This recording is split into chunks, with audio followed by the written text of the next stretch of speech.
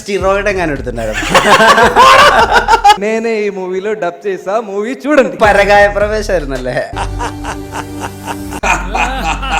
ഇങ്ങനെ അടിക്കും, എല്ലാരും കൂടെ എന്നെ നോക്കും. എനിക്കത് കുഴപ്പമില്ല, എന്റെ രജനീകാന്തല്ല, എനിക്ക് ആ വൈബാ. അതിനുശേഷമുള്ള എന്റെ റിംഗ് ടോണും തലവറ. ഈ ഡയലോഗിലെ എന്റെ റിംഗ് ടോൺ തുടങ്ങുന്നത് കെട്ട പയ്യൻ സാറിന്റെ ഒരു കൈ പോണാലും പൊളിച്ചിപ്പ കെട്ട പയ്യൻ സാറിന്റെ കാളി. സ്റ്റെപ്പ് ഇറങ്ങണത് സൈഡായിട്ടാണ്, സ്പീഡായിട്ടാണ് നടക്കുന്നത്. ഇങ്ങനെ ചെയ്തിട്ട് ഇങ്ങനെ ചെയ്യണത്, ഇങ്ങനെ ആക്കുന്നത്, തലമുടി ഇങ്ങനെ ആക്കുന്നത് തോർത്ത് വെച്ചിട്ട് ഈ സാധനം. അതെ, ഇപ്പൊ ഏതെങ്കിലും ഒരാള് കണ്ണാടി ഇങ്ങനെ വെച്ചിട്ട് ഇങ്ങനെ വെച്ചാൽ അറിയാം Rajinikanth.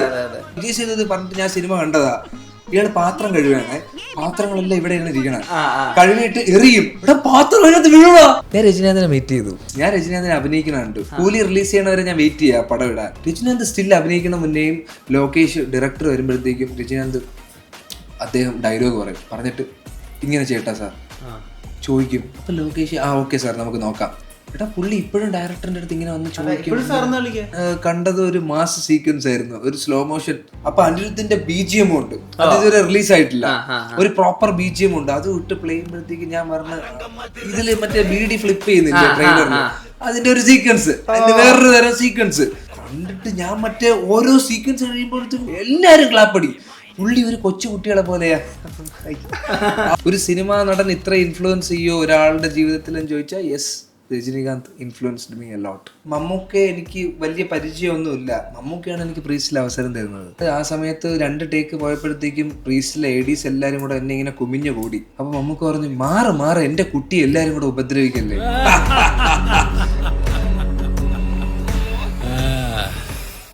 Every wedding unforgettable. Joya Lucas, world's favorite jeweler. Kingdom എന്ന സിനിമയുടെ ഓഡിയോ ലോഞ്ചിൻ്റെ വീഡിയോ അപ്ലോഡ് ആയപ്പോൾ അതിന് താഴെ വന്നൊരു കമൻ്റ് ഉണ്ട്. ഏറ്റവും അധികം ലൈക്ക് കിട്ടിയ കമൻറ്റുകളിൽ ഒന്നാണത്. ഇൻട്രോവേർട്ട് സംസാരിച്ച് തുടങ്ങിയാൽ ഇങ്ങനെ ഇരിക്കും എന്ന് പറഞ്ഞൊരു തീയുടെ ഇമോജിയുമുണ്ട് ആ കമൻറ്റിനകത്ത്. വെങ്കിടേഷാണ് ചേരുന്നത്. വെങ്കി ഇപ്പോൾ കിങ്ഡം വെങ്കി എന്ന് പറഞ്ഞാലൊക്കെ അറിയുള്ളൂ. ഇൻട്രോവേർട്ട് സംസാരിച്ച് തുടങ്ങി തന്നെയാണോ അത് ചോദിച്ചറിയാം.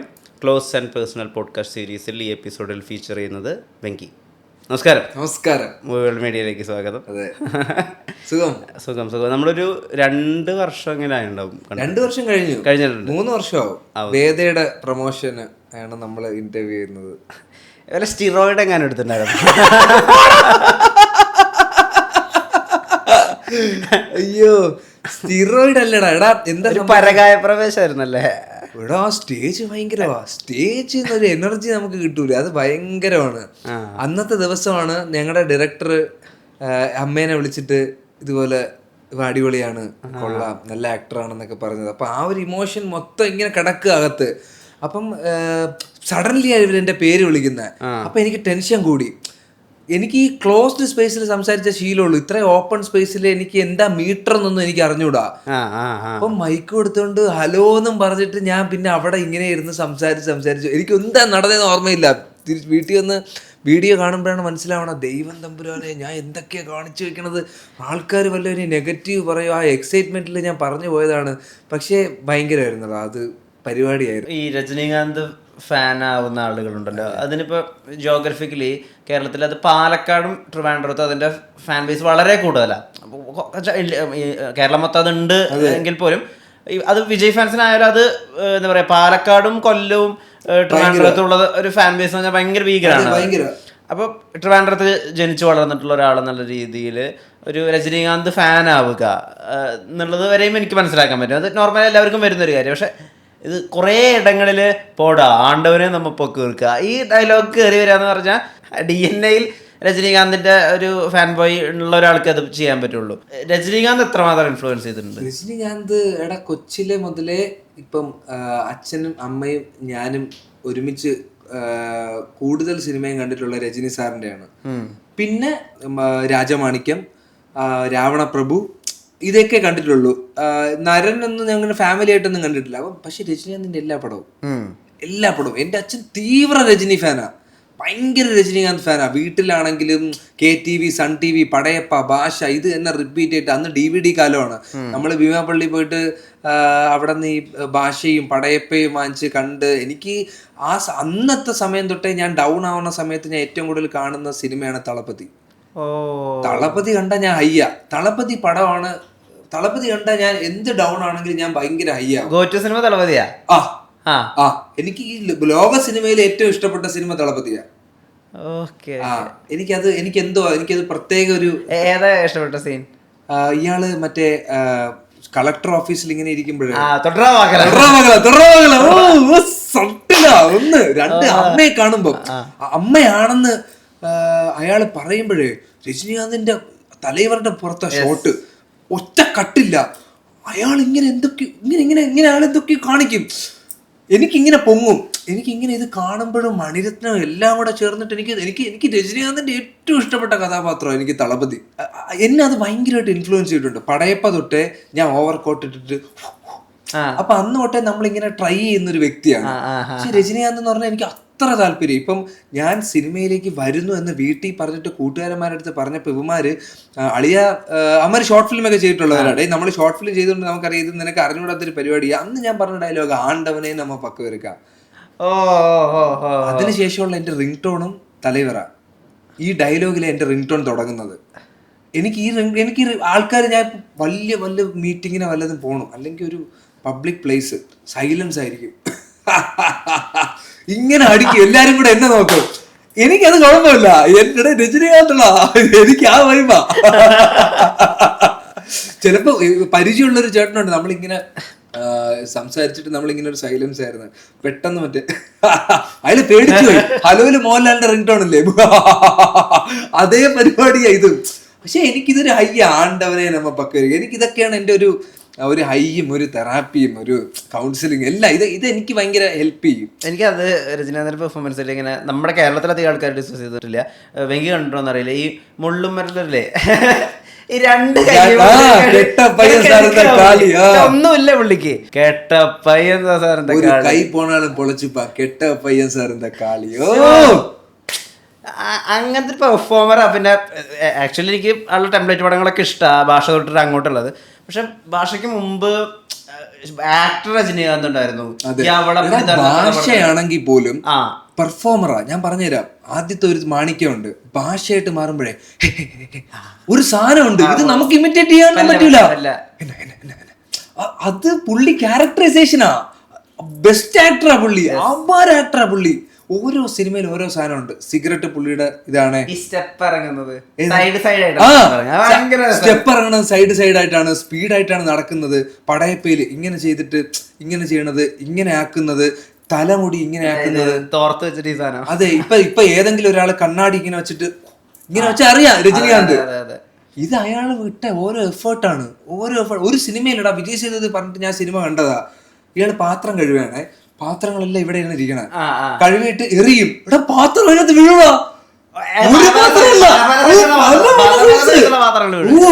പല സൈസ് ഇങ്ങനെ എറിയും, നോക്കൂല, ഇങ്ങനെ എറിയും, അവിടെ വന്ന് വീഴുക. അത് എന്ത് പരിപാടി.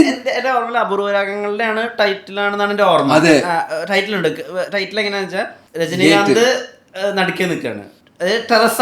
അതായത് കമൽഹാസനും ശ്രീദേവി അങ്ങോട്ടും ഇങ്ങോട്ടും തുണി അലക്കിക്കൊണ്ട് കമ്മ്യൂണിക്കേറ്റ് ചെയ്യുക. അത് ഇവിടെ നിന്ന് ഇത്ര അലക്ക് വരുമ്പോ അവിടെ അത്ര അലക്ക് വരും. അപ്പൊ അവര് റൊമാൻസ് ഭൂമി തട്ടിക്കാൻ. അപ്പൊ ഈ രജനീകാന്ത് ഇവർ രണ്ടുപേരും നോക്കിയിട്ട് സിഗരറ്റ് എടുത്ത് എറിയുന്ന ഷോട്ട് ഉണ്ട്. അതിലാണ് രജിസ്റ്റേർഡ്. അയാൾ അത്രയും വലിയ ഇതാണ്. എടാ ആലോചിച്ച് നോക്ക്, റേസിസം ഞാൻ പറയുന്നതല്ല, പക്ഷെ ഒരു സമയത്ത് സിനിമ എന്ന് പറയുന്നത് ഇത്രയും ലുക്ക് ഇന്നെന്നുണ്ട്. കാർത്തിക് സുബ്രാജ് XXL പറഞ്ഞതാണ്, ഇന്ത്യാവിൻ മുതൽ കറുപ്പ് ഹീറോ. ശരിയാണ്.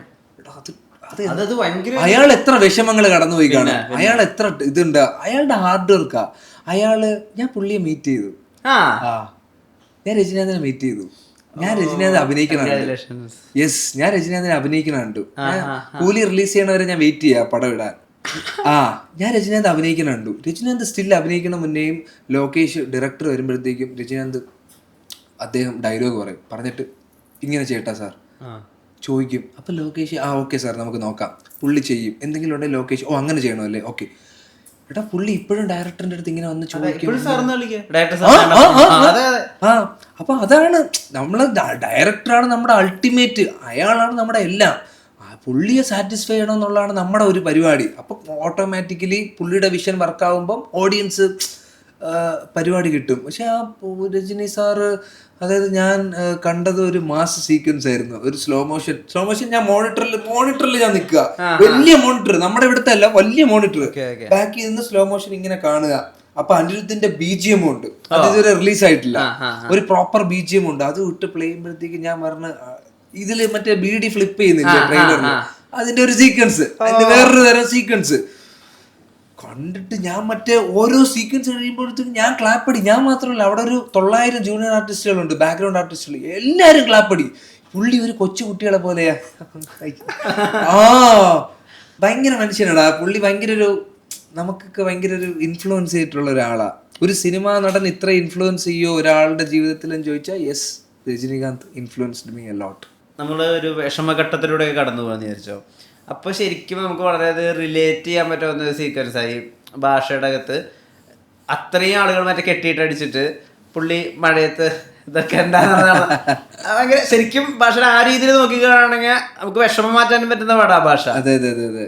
തളപതിയിലെ ഓരോ ഹൈ പോയിന്റ് ഒരു സ്ലോ മോഷനും ഇല്ലാതെ കാണിക്കുന്ന പരിപാടി ഭയങ്കര അതേപോലെ തന്നെയാണ്. ഇപ്പം നമ്മൾ ഇവിടുത്തെ ആളുടെ പറയാം, ഇപ്പൊ രജനി സാർ, അതേപോലെ മമ്മൂക്കെ എനിക്ക് വലിയ പരിചയമൊന്നുമില്ല. മമ്മൂക്കയാണ് എനിക്ക് പ്രീസിൽ അവസരം തരുന്നത്. ഓക്കെ, മമ്മൂക്കയാണ് കാരവാനിൽ എന്നെ വിളിച്ചിട്ട്, എന്തിവിടെ ഡയറക്റ്റ് ജോഫിൻ ചേട്ടനുണ്ട്, ഇവൻ ഓക്കെ അല്ലേ? ജോഫിൻ ചേട്ടൻ പറഞ്ഞു ഓക്കെയാണ്, എന്നാ പോ ഡ്രസ്സ് മാറും, മുടിയൊക്കെ സെറ്റ് ചെയ്തിട്ട് വാ, നോക്കാം നമുക്ക്. ക്യാരക്ടർ ചോദിച്ചിട്ടുണ്ടോ? അല്ലെങ്കിൽ നമുക്ക് ചേർന്ന് നിൽക്കുന്ന ആരോടെങ്കിലും ചോദിച്ചിട്ടുണ്ടോ എന്തായിരിക്കും എന്നെ? ഇല്ല, ഞാൻ അന്ന് ഭയങ്കര പേടിയുള്ള ഒരു വ്യക്തിയായിരുന്നടാ ഞാൻ. അതായത് ആ സമയത്ത് 2 ടേക്ക് പോയപ്പോഴത്തേക്കും പ്രീസ്റ്റിലെ ADs എല്ലാരും കൂടെ എന്നെ ഇങ്ങനെ കുമിഞ്ഞു കൂടി. അപ്പൊ മമ്മൂക്ക് പറഞ്ഞു, മാറ് എന്റെ കുട്ടി എല്ലാരും കൂടെ ഉപദ്രവിക്കല്ലേ.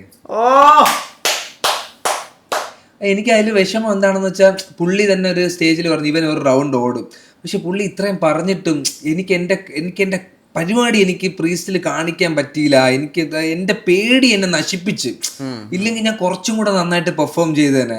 ഞാൻ ഭയങ്കരമായിട്ട് വെയിറ്റിംഗ്. മമ്മൂക്ക ആണെങ്കിലും ലാലേട്ടൻ്റെ കൂടെ ഞാൻ ജൂനിയർ ആർട്ടിസ്റ്റ് ആയിട്ട് തുടങ്ങുന്നതാ, വെളിപാടിന്റെ പുസ്തകം ഓടിയനും. എനിക്ക് ഭയങ്കര താല്പര്യം, എനിക്ക് ഇവരുടെ കൂടെ അത് എന്ത് റോളോ, 1 സെക്കൻഡ് എന്നെ വിളിച്ചാൽ പോലും ഞാൻ റെഡി.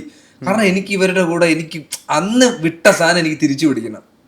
അന്ന് ഞാൻ പ്രീസ്റ്റിൽ എനിക്ക് വിട്ടുപോയ സാധനം ഞാൻ തിരിച്ചു പിടിക്കാൻ ഞാൻ അത്രയും ഭയങ്കരമായിട്ട് ആഗ്രഹിക്കുന്നുണ്ട്. മമ്മൂക്കയുടെ ഒപ്പം ആണെങ്കിലും ലാലേട്ടൻ്റെ ഒപ്പം. എനിക്ക് ലാലേട്ടൻ്റെ ഒപ്പം മമ്മൂക്കയുടെ പ്രോസസ്സും കാര്യങ്ങളും, ലാലേട്ടൻ്റെ ഒപ്പം എനിക്ക് അത് സംഭവിച്ചിട്ടില്ല. ഞാൻ ലാലേട്ടൻ്റെ ഒപ്പം വരും, എന്തെങ്കിലും ഒരു കിടിലം പരിപാടി വരും, ഉറപ്പാ. ഞാൻ ഭയങ്കര കോൺഫിഡൻറ്റാ. ലാലേട്ടൻ്റെ ഒപ്പവും മമ്മൂക്കയുടെ ഒപ്പവും ഞാൻ ചെയ്യും. പക്ഷെ അത് പ്രീസ്റ്റ് അല്ല, അതിൻ്റെ അപ്പുറത്തൊരു പരിപാടി. ആ പേടിയില്ലാതെ കോൺഫിഡൻ്റ് ആയിട്ട് അവരുടെ കൂടെ ഞാൻ സ്ക്രീനിൽ ക്യാമറയുടെ മുമ്പിൽ അഭിനയിക്കും. എനിക്കത് ചെയ്യണം. കാരണം എന്നെ അത്രയും വിശ്വസിച്ച് മമ്മൂക്ക അതൊരു തന്നിട്ട് എനിക്കത് അത്ര അങ്ങോട്ട് പിടിക്കാൻ പറ്റിയില്ല എന്നുള്ളൊരു ഗിൽട്ടുണ്ട് ഉള്ളിൽ. അതേപോലെ അൾട്ടിമേറ്റ്ലി ഞാൻ ചാൻസ് ഒക്കെ ചോദിക്കും. ഞാൻ രജനി സാറിൻ്റെ കൂടെ I will work with you. ഞാൻ ജയിലറിലൊക്കെ ചാൻസ് ചോദിച്ചതാണ്, എനിക്കത് കിട്ടിയില്ല. അത് ക്യാരക്ടർ ചിലപ്പോൾ ഇല്ലായിരിക്കും, പക്ഷെ കിട്ടും, അഭിനയിക്കും. അതൊരു മൊമെൻ്റ് ആയിരിക്കും. എൻ്റെ അമ്മയും കൊണ്ടുപോകും ഫസ്റ്റ് ഡേ ഷൂട്ടിന്. അതെൻ്റെ മൊമെന്റാ. ഞാൻ എന്തായാലും ഞാൻ ചെയ്യും, എനിക്കത് ചെയ്യണം. ഒരു വലിയ 200 പേജിന്റെ പുസ്തകം തന്നെ ഉണ്ടല്ലോ സ്വപ്നങ്ങളുടെ. സ്വപ്നം നമുക്ക് കാണാലോ ബ്രോ. ഇത് ആഗ്രഹമാണ്, സ്വപ്നമല്ല. എനിക്കിത് ആഗ്രഹമാണ്, എനിക്കിത് വേണം എന്ന് ഞാൻ അമിതമായിട്ട് ആഗ്രഹിക്കുന്നതാ. റീസണബിൾ ആയിട്ടുള്ള ആഗ്രഹമാണ്. മമ്മൂക്കയോട് അഭിനയിക്കുന്ന എല്ലാവരുടെയും ആഗ്രഹമാണ്. ഞാനത് അഭിനയിച്ചതാ. ആ കേസ് എനിക്ക് തിരിച്ചു പിടിക്കണം. എനിക്ക് മമ്മൂക്കയുടെ കൂടെ നല്ല രീതിയിൽ എനിക്ക് ഇവൻ കൊള്ളാം. ഇപ്പൊ നമ്മള് കണ്ണൂർ സ്ക്വാഡ് കണ്ടപ്പം അർജുൻ മമ്മൂക്കയുടെ ഓപ്പോസിറ്റ് നിന്നില്ലേ, കിടിലമായിരുന്നില്ലേ? അപ്പൊ അതുപോലൊരു ഓപ്പർച്യൂണിറ്റിയാണ് ഞാൻ മിസ് ചെയ്തത്. എനിക്ക് തിരിച്ചു പിടിക്കണം ബ്രോ അത്. ഈ അനിരുദ്ധിന്റെ മ്യൂസിക്കിൽ നമ്മൾ 90s ജനിച്ചിട്ടുള്ള എല്ലാവരുടെയും ലൈഫിന് അനിരുദ്ധിന്റെ മ്യൂസിക് വളരെയധികം ഇൻഫ്ലുവൻസ് ചെയ്തിട്ടുണ്ട്. Right from my discovery to VIP soundtrack, ജേഴ്സിയുടെ സൗണ്ട് ട്രാക്ക്, പിന്നെ ബാക്കിയുള്ള കൊമേഴ്ഷ്യൽ സൗണ്ട് ട്രാക്കുകൾ ഉൾപ്പെടെ. അതിൽ നമ്മൾ ഒരു സിനിമയ്ക്ക് വേണ്ടിയിട്ട് RR ചെയ്യുന്നത് അനിരുദ്ധാണെന്ന് അറിയുന്ന ഒരു മൊമെന്റ് ഉണ്ട്. അതെ അതെ, അത് വല്ലാത്തൊരു ഈഗോ ബൂസ്റ്റാണ് നമുക്ക്. പിന്നെ അത് ഫസ്റ്റ് ഡേ തന്നെ സാർ എൻ്റെ അടുത്ത് ലുക്ക് ടെസ്റ്റിന് കണ്ടപ്പോഴേ പറഞ്ഞു, സിനിമ ഷൂട്ട് ചെയ്യുന്ന ഗിരീഷ് ഗംഗാധരനാണ്, മ്യൂസിക് ചെയ്യുന്ന അനിരുദ്ധാണ്. നമ്മൾ ഭയങ്കര പൊളി. കാരണം അനിരുദ്ധിന്റെ ഒരു സീക്വൻസ് ഉണ്ടായിരുന്നു. അത് ഞാൻ കൂട്ടുകാരന്മാരുടെ അടുത്ത് എന്തെങ്കിലും അനിരുദ്ധ് വർക്ക് ചെയ്യണ പടത്തിൽ ഞാൻ നിന്നോളാന്ന് പറഞ്ഞിട്ട് നടന്നു എന്നുള്ളതാ.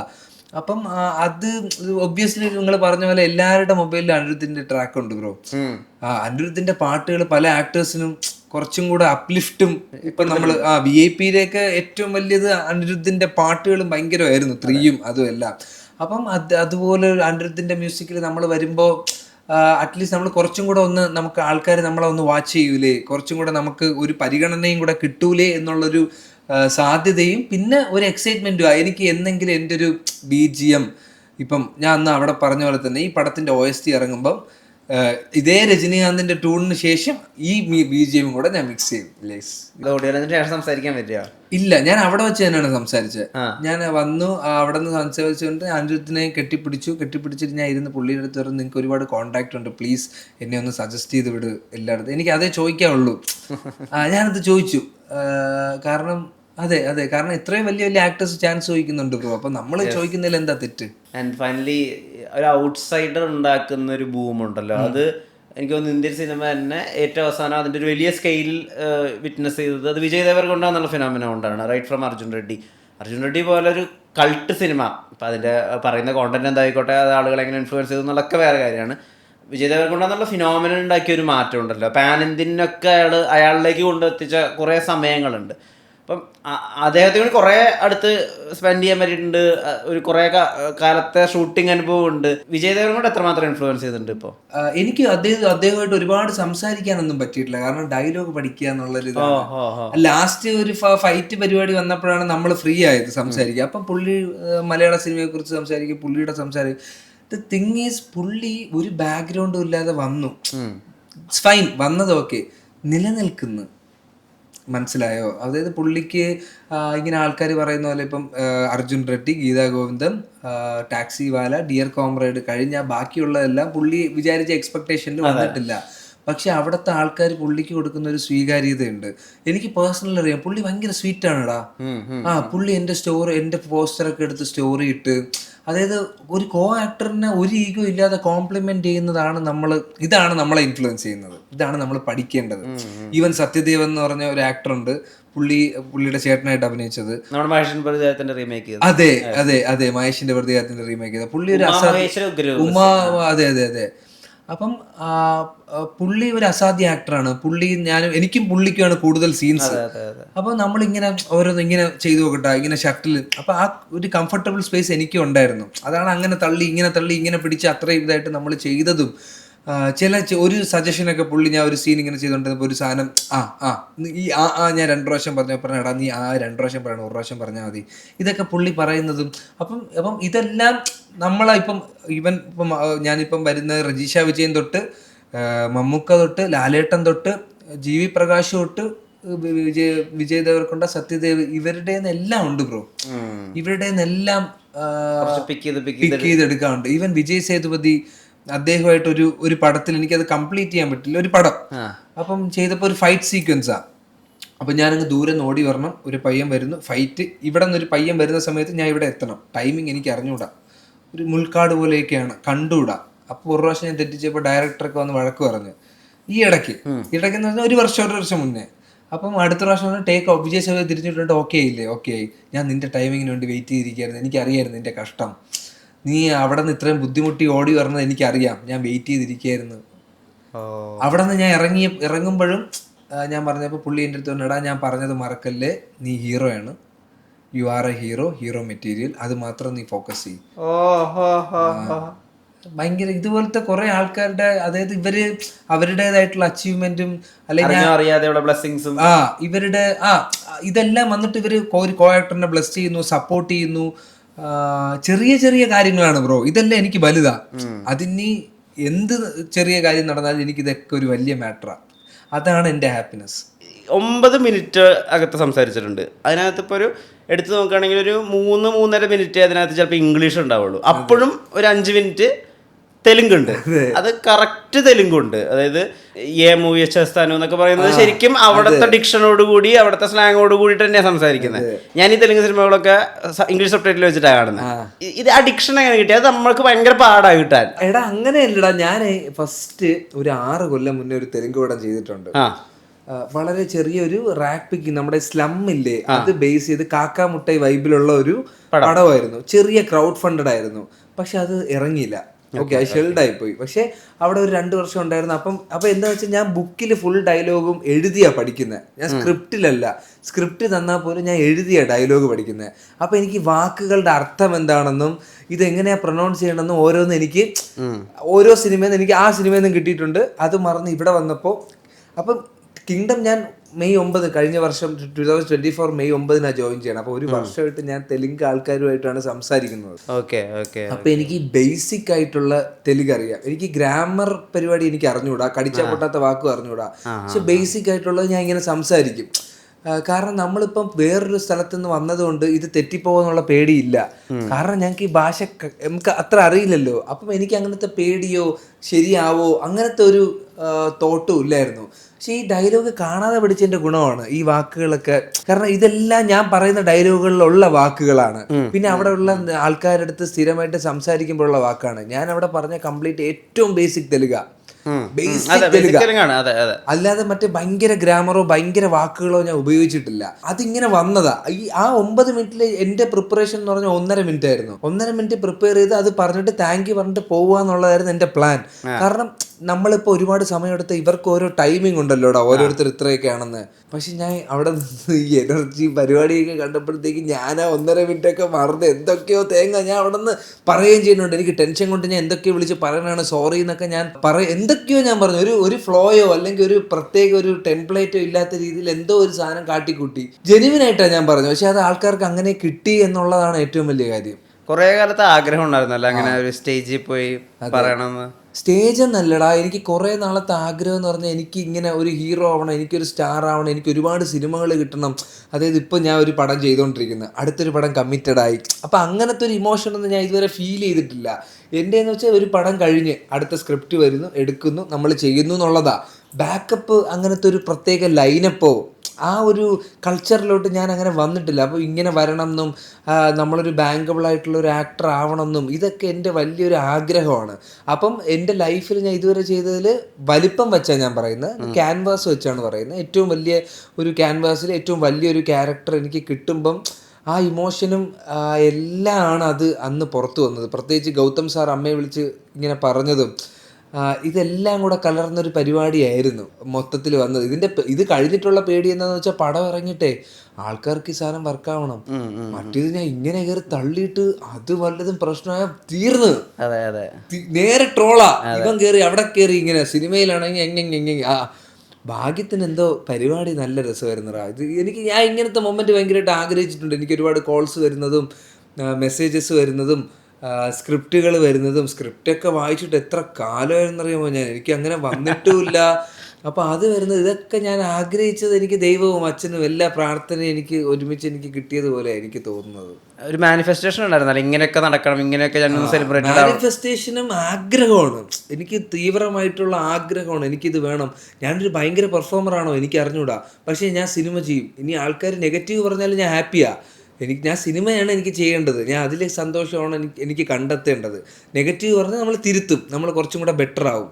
അങ്ങനത്തെ ഒരു മൈൻഡ് സെറ്റ് ഇപ്പോഴും ഡെയിലി എനിക്കിതാണ്. എനിക്ക് സിനിമ സിനിമ സിനിമ സിനിമ എന്ന് പറഞ്ഞൊരു അതിയായ ആഗ്രഹമാണ്. ഞാൻ അതിൻ്റെ പേരിൽ ഒരു സമയത്ത് എനിക്ക് ഡൗട്ട് ഉണ്ടായിരുന്നു.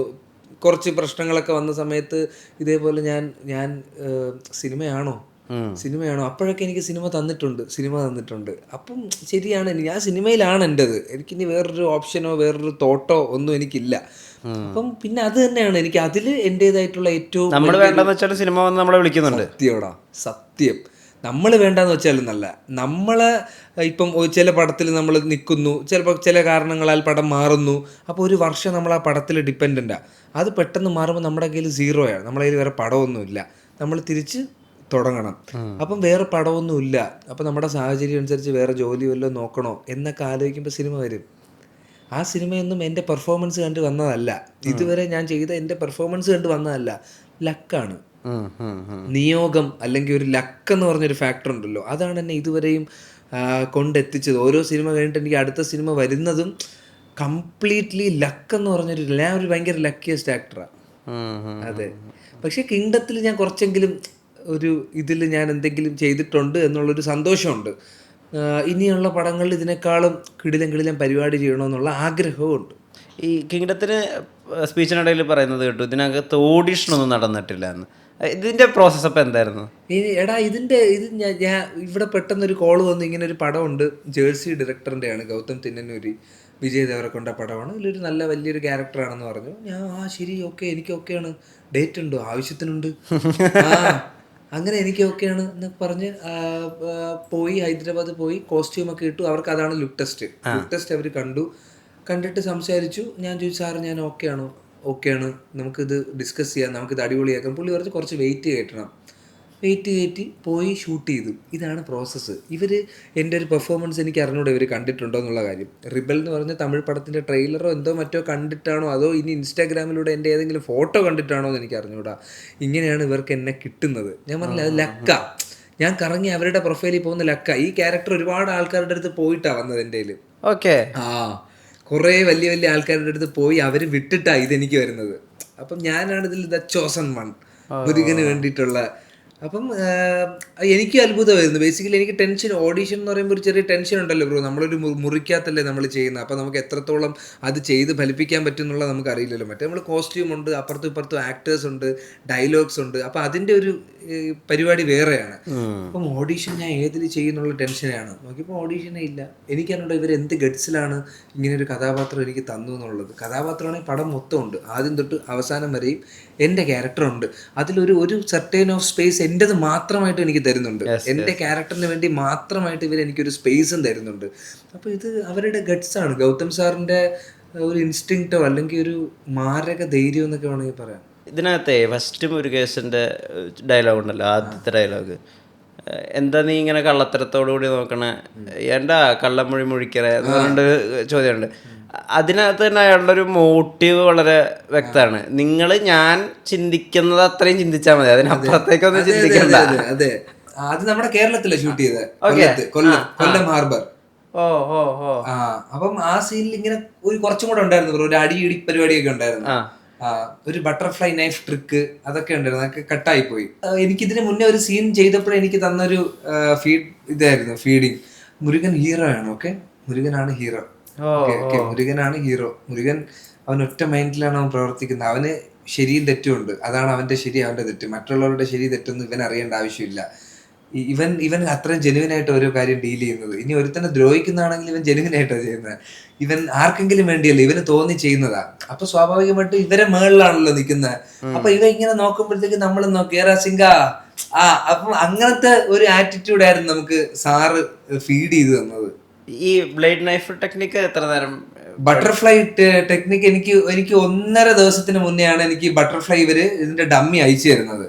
അപ്പം അത് കഴിഞ്ഞാൽ ഇവിടെ ഷൂട്ടാണ് രാവിലെ. അപ്പൊ പഠിക്കണം. അപ്പൊ ഞാൻ യൂട്യൂബിൽ കണ്ടിട്ട് ഒരു 4 ട്രിക്ക് ചക്കാന്ന് എടുക്കുന്നത്, അടിപൊളി സാധനം ഇടുന്നത്. പക്ഷെ അത് കട്ടായി പോയി പെട്ടെന്ന്. അതിലൊരു സീക്വൻസ് ഉണ്ട് ചെറുതായിട്ട്, പക്ഷെ അതിന് മുന്നേ ഞാൻ ഇങ്ങനെ കറക്കുന്ന ഒരു ട്രിക്ക് ഉണ്ട്. ഇവിടെ നിന്ന് ഇങ്ങനെ കറങ്ങും. അതിങ്ങനെ കറക്കിയിട്ട് ഞാൻ ഇങ്ങനെ കൈ കൊടുക്കും, കൊന്നിട്ട് എടുത്തോണ്ട് പോകുന്ന പറയും. ഞാൻ അവളെ കൊന്നിട്ട് നീ എടുത്തോണ്ട് പോകുന്ന പറയും. പക്ഷെ അത് ആ സീനിൽ ചിലപ്പോൾ അത് ആവശ്യമില്ലാതായിരിക്കും. അതുകൊണ്ട് അത് ചിലപ്പം അങ്ങനെ പോയത്. സിനിമയിൽ ഏറ്റവും ഇമ്പോർട്ടൻ്റ് ആയിട്ടുള്ള സീക്വൻസ് ബാബുരാജിന്റെ പൊസിഷനിലേക്ക് മുരുകേശൻ വരികയാണ്. അപ്പൊ അവിടെ നീ വൈറ്റ് ഷർട്ട്, വൈറ്റ് മുണ്ട്, എല്ലാം വൈറ്റ് ആവുന്ന സമയത്ത് എനിക്ക് പെട്ടെന്ന് ഓർമ്മ വന്ന ഒരു മൂവി സീനുണ്ട്. അത് ഭയങ്കര ഐക്കോണിക് ആയ സീനാണ്. അത് തേവർ മകനില് കമൽഹാസൻ സാറ് ഫുൾ വൈറ്റ് എടുത്തിരുന്ന ഒരു സീക്വൻസ് ഉണ്ട്. രണ്ടും ഒരെണ്ണം ശരിക്കും നന്മയാണെങ്കിൽ കംപ്ലീറ്റ്ലി തിന്മയാണ്. സ്റ്റിൽ എനിക്ക് അതായിട്ട് ഭയങ്കര റിലേറ്റ് ചെയ്യാൻ പറ്റിയ ആ സമയത്ത് അങ്ങനെ എന്തെങ്കിലും സീൻ ആലോചിച്ചായിരുന്നു? ഇല്ല. ആ സമയത്ത് അതാണ് എന്റെ ഫസ്റ്റ് ഷൂട്ട് ചെയ്യുന്നത്. ഈ ഗെറ്റപ്പിൽ ഞാൻ ഷൂട്ട് ചെയ്യുന്ന ഫസ്റ്റ് സീൻ അതാ. അപ്പൊ എനിക്ക് ബിൽഡപ്പ് വരുന്ന ഇതുപോലെ ഷർട്ടിന്റെ ഇങ്ങനത്തെ ക്ലോസ് വന്ന് ഞാൻ ചെരുപ്പിടുന്നു, ഞാൻ വാച്ച് ഇടുന്നു, ബിൽഡപ്പ് വരുന്നു. അപ്പൊ അടുത്ത മിറർ സീക്വൻസ്. അപ്പൊ എന്റെ ലുക്ക് ഫിക്സ് ആയിട്ടില്ല. പിന്നെയാണ് പറഞ്ഞത് നമുക്ക് ഒരു ഏടിയാണ് പറഞ്ഞത് നമുക്ക് ബാക്കിലോട്ട് ചെയ്യാലോ. അങ്ങനെ പോയി ഞാൻ ബാക്കിൽ ചീകിയിട്ട് വന്നിട്ട് ഇതാണ് പറഞ്ഞത്, എടാ അവിടെ പാൻ ഉണ്ട്, അതെടുത്ത് കഴിച്ചിട്ട് മിററിൽ നോക്കുക. അപ്പൊ ഡയറക്ടർ പറഞ്ഞ, എടാ മിററിൽ നിനക്ക് ഏറ്റവും ഇഷ്ടമുള്ള ആ വ്യക്തിയുടെ ചെറുപ്പകാലം അതാണ് നീ കാണുന്നത്. ഓക്കെ, നിനക്ക് അതുപോലെ ആവണമെന്നാണ് നിന്റെ ആഗ്രഹം. നീ അദ്ദേഹത്തിനാണ് കാണുന്നത്. ബാബുരാജ് ചേട്ടന്റെ ചെറുപ്പകാലമാണ് നീ അതില് കാണുന്നത്. അപ്പൊ നിനക്ക് എന്തായിരിക്കും നിന്റെ മൈൻഡില്? ഓക്കെ സാർ എന്ന് പറഞ്ഞ് പോയി. അതിങ്ങനെ ആക്ഷൻ പറഞ്ഞു, ഞാൻ പറഞ്ഞു. അപ്പം ഈ മുടിയൊക്കെ ഒട്ടിയിരുന്നതുകൊണ്ട് ബ്രോ, അപ്പൊ ഇങ്ങനെ ഒരു ആറ്റിറ്റ്യൂഡും എനിക്ക് കിട്ടിയ ക്യാരക്ടറിന്. കാരണം ഒട്ടിയിരിക്കുന്ന മുടി ആയതുകൊണ്ടും അതിങ്ങനെ ചെയ്തു കഴിഞ്ഞപ്പോഴത്തേക്കും ഡയറക്ടർ പറഞ്ഞിട്ട് ഇത് ഓക്കെയാണ് അപ്പൊ പറഞ്ഞു എടാ കുറച്ച് അത് ആ സത്യം പറഞ്ഞാൽ അതൊരു 1.5 മിനിറ്റ് ഉണ്ട് ബ്രോ സീക്വൻസ്. ഞാൻ വരുന്നു, കഴിക്കുന്നു, ക്യാമറ ഇങ്ങനെ വരുന്നു, കണ്ണീന്ന് ഇങ്ങനെ വെള്ളം വരുന്നു, ഇത് 1.5 മിനിറ്റ് ഇങ്ങനെ ഒറ്റ ഷോട്ടാ. അത് എനിക്ക് ഭയങ്കര സന്തോഷമായിരുന്നു. കാരണം ഇപ്പം ഒരു ആന്റഗോണിസ്റ്റ് ആണെങ്കിൽ പോലും ഇവന്റെ ഇമോഷൻ കാണിക്കണ ഒരു സീനൊക്കെ എന്ന് പറയുന്നത് ഭയങ്കര ഭാഗ്യമാണ്. ഇവന്റെ ഒരു വേർഷൻ, ഇവന്റെ പോയിന്റ് ഓഫ് വ്യൂല് ഒരു സാധനം ഉണ്ടല്ലോ, ഇവൻ കരയുന്നത്, ഇവൻ ചിരിക്കുന്നത്, ഇവന്റെ എല്ലാ ഇമോഷനും പുറത്ത് വരുന്ന ഒരു സീൻ എന്നൊക്കെ പറഞ്ഞ ഒരു ആക്ടറിനെ സംബന്ധിച്ചിടത്തോളം, എന്നെ സംബന്ധിച്ചിടത്തോളം അത് ഭയങ്കര ലക്കായിരുന്നു. ആ സീനായിരുന്നു എനിക്ക് ഈ പടത്തിലെ ഏറ്റവും ഇഷ്ടപ്പെട്ട സീൻ, ആ മിറർ സീക്വൻസ്. ഞാനത് തിയേറ്ററിൽ കണ്ടപ്പോഴും ഞാൻ ഭയങ്കര ഹാപ്പി ആയിരുന്നു. കുറേ പേര് എൻ്റെ കൂട്ടുകാരൊക്കെ പറഞ്ഞു, അളിയ അത് സൂപ്പറായിരുന്നറാ, മിറർ സീക്വൻസ് സൂപ്പറായിരുന്നറാ എന്ന്. അപ്പം അതെനിക്ക് ഭയങ്കര സന്തോഷമാണ്. ആസ് ആൻ ആക്ടർ എനിക്ക് അതിന് OTT ഇറങ്ങുക പോലും അതെനിക്ക് വീണ്ടും അതെനിക്ക് കാണണം എന്ന് ഞാൻ ആഗ്രഹിക്കുന്ന ഒരു സാധനമാണ്. അതെ, ഇനി അടുത്തടുത്ത പരിപാടി ഈ മാനറിസങ്ങൾ ഫ്ലിപ്പ് ആവുന്ന ഒരു കാര്യമുണ്ടല്ലോ വെങ്കി. ഇപ്പം നമ്മൾ മുരുകേഷനെ ചെയ്യുന്ന സമയത്തുള്ള ബോഡി ലാംഗ്വേജ് അല്ല, ഈ വൈറ്റ് ആൻഡ് വൈറ്റ് ഇടുമ്പോൾ ബാബുരാജേട്ടൻ എവിടെ നിന്നാണ് അവസാനിപ്പിച്ച്, ഈ ബാബുരാജേട്ടൻ എപ്പോഴും ഈ ഫ്ലിക്കർ ഉണ്ടല്ലോ, ഇത് വെച്ചിട്ടാണല്ലോ ആള് കമാൻഡ് ചെയ്യുന്നത്, അതായത് ബോഡി കണ്ടീഷൻ കാണുന്നത്. ഇത് കറക്റ്റ് ആയിട്ട് പിന്നെ വെങ്കി അവിടുന്ന് പിന്നെ മറ്റേ മുരുകേഷനില്ല, പിന്നെ സാധനം ചെയ്യാൻ തുടങ്ങും. ആ ട്രാൻസ്ഫോർമേഷൻ നല്ല രസം. ഇതൊക്കെ സ്ക്രിപ്റ്റിലുണ്ടായിരുന്നോ? ട്രാൻസ്ഫോർമേഷൻ അങ്ങനെയല്ല, സ്ക്രിപ്റ്റിലില്ലായിരുന്നു. ഡയറക്ടർ സാർ എൻ്റെ അടുത്ത് പറഞ്ഞിട്ടുണ്ടായിരുന്നു, അതായത് ഫസ്റ്റ് ഹാഫ് എന്റെ പരിപാടി എന്ന് പറയുന്നത് ഞാൻ തെറിച്ച് നടക്കുന്ന ഒരുത്തനാ, ഞാൻ മറ്റേ ഇങ്ങനെ ലൂസായിട്ട് നടന്നിട്ട് ഇങ്ങനെ പറയുന്നതാ. അടുത്ത പരിപാടി എന്ന് പറയുമ്പോൾ എന്റെ ഡ്രസ്സ് വൈറ്റ് ആൻഡ് വൈറ്റ് ആണ്. അപ്പൊ സ്വാഭാവികമായിട്ടും ഈ പുള്ളി എൻ്റെ അടുത്ത് പറഞ്ഞ ഈ വേരിയേഷൻ അറിയണം എന്നാണ് പറഞ്ഞത്. അപ്പൊ സ്വാഭാവികമായിട്ടും ഞാനും ആലോചിച്ചപ്പോഴത്തേക്കും ഇവന് കുറച്ചും കൂടെ പവർ ഉണ്ടല്ലോ, അപ്പൊ ഇവൻ ഓവർ ഇളകേണ്ട ആവശ്യമില്ല.